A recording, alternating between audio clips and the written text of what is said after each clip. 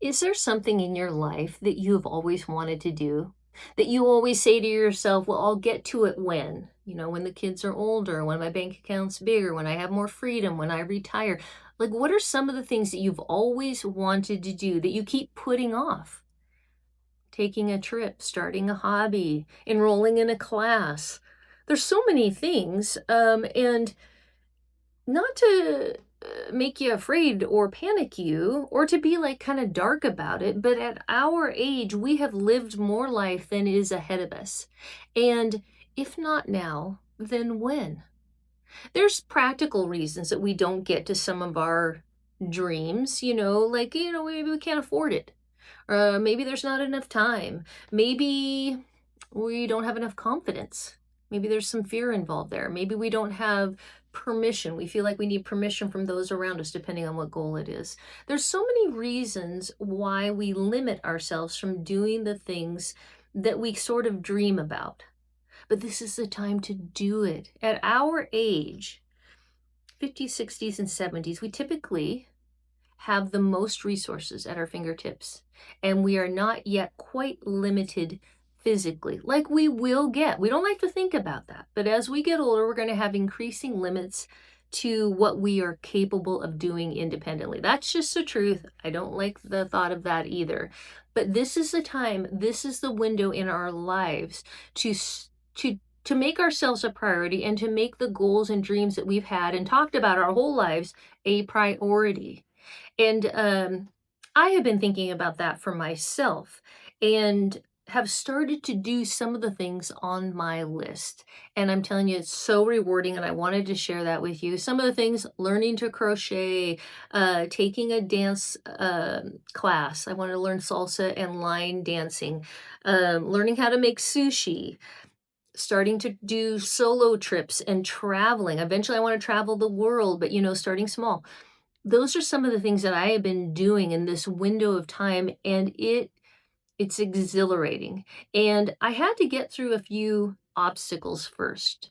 Um, some of the ones I just mentioned, but I have learned a few things that helps me realize my dreams, and I wanted to share that with you. Basically, two helpful tips, and then also maybe an exercise at the end that we can walk through that will help you stop saying someday, because today is the day to start doing some of those like great things for yourself that you've always dreamed of. The first thing that helped me and is so important is to break these goals into smaller, doable pieces, right? Like, instead of me saying, I'm going to travel the world solo.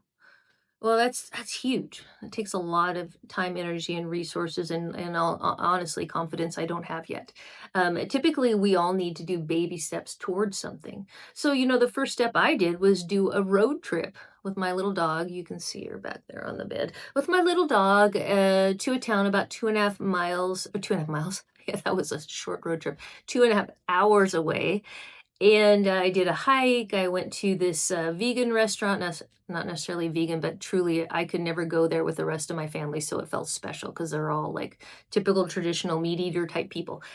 So I went to this fancy-ish restaurant, spent the night. I walked through a museum slowly. I just did all of these things that were just for me, and it was exhilarating. And I just was able to go at my own pace, and I came back the next day. That was super confidence building for me.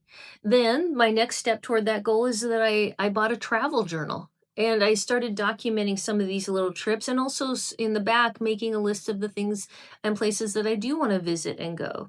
So obviously I can break it down into very small doable steps, because a really I don't know, misunderstanding about how our brains work is that confidence develops before action, that we have to develop a confidence before we take our first step, and it's really the reverse, that confidence builds through action.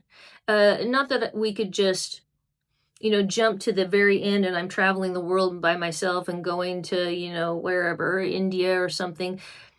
That would probably have a greater percentage of fear and anxiety stuff than confidence building. But if I start small and build, my confidence grows and grows along with my skills and abilities to handle situations.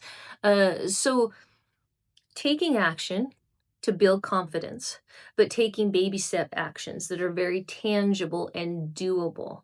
And then, if you're a journaling type of an individual, I found it to be helpful to reflect on what worked, what didn't, what was the most anxiety producing, what confidence did I build. I sort of explore as I go. So, building your, uh, making your goals very tangible, doable, small steps. If you've always said, I want to write a book, well, write one page. Write one page and five perspective titles.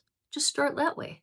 Start small, build confidence, reflect on how it's going, move to the next step. So that's one of the things that has really helped me as I'm moving forward.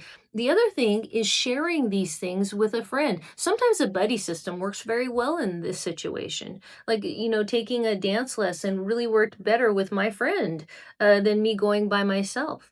So sharing your goals, either for accountability or for the buddy system, is super helpful. You have somebody that maybe a trusted friend or your husband or wife that is participating or at least holding you accountable is a really helpful thing. And also one of the obstacles that we have is sometimes we feel like we need permission from those around us. Like, we're adults, so we know we didn't actually need permission, but like the idea that there's a buy-in, right? That the people around us are supportive of us and are sort of giving us that permission to just go and do and explore, and they're going to be right there waiting to hear all about it. Or they're going to be joining in on the pursuit of your dreams, and that's kind of fun to share that too.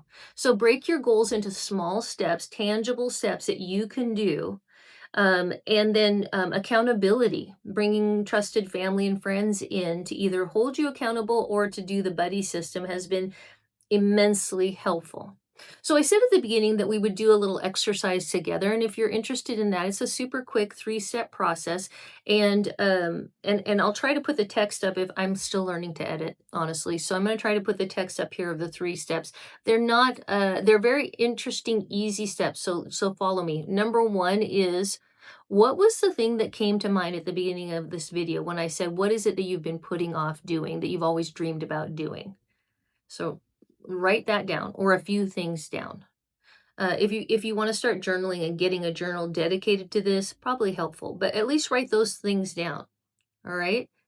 And then question two, what are some of the things that have been holding you back? What are some of the identifiable reasons you haven't done it yet?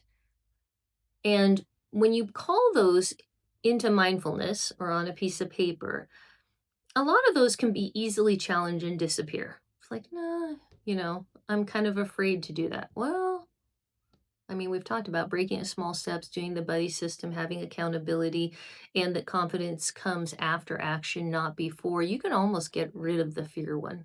It's there. I'm not invalidating it, but that emotion is not reason enough not to do the dream. And there's other things too, financial constraints, but you can start building toward that, especially if you break your goals into small steps. But anyway, if you put those reasons of what has been stopping you up to this point from engaging in your goals, a lot of them will disappear when you bring them fully into intentional mindfulness. And a lot of them can be addressed directly and dealt with so that you can get on with fulfilling your dreams and your goals.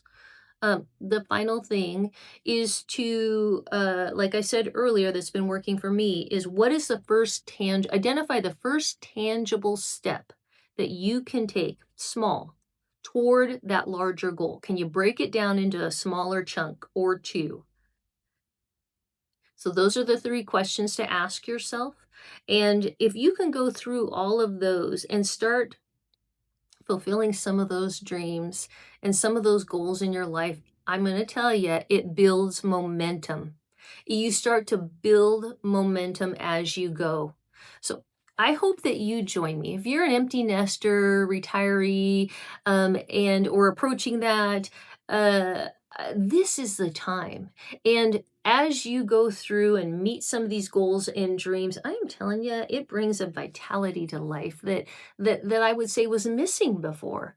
And it builds upon each other and super fulfilling and super fun. So share with me if you did that exercise or wrote those things down.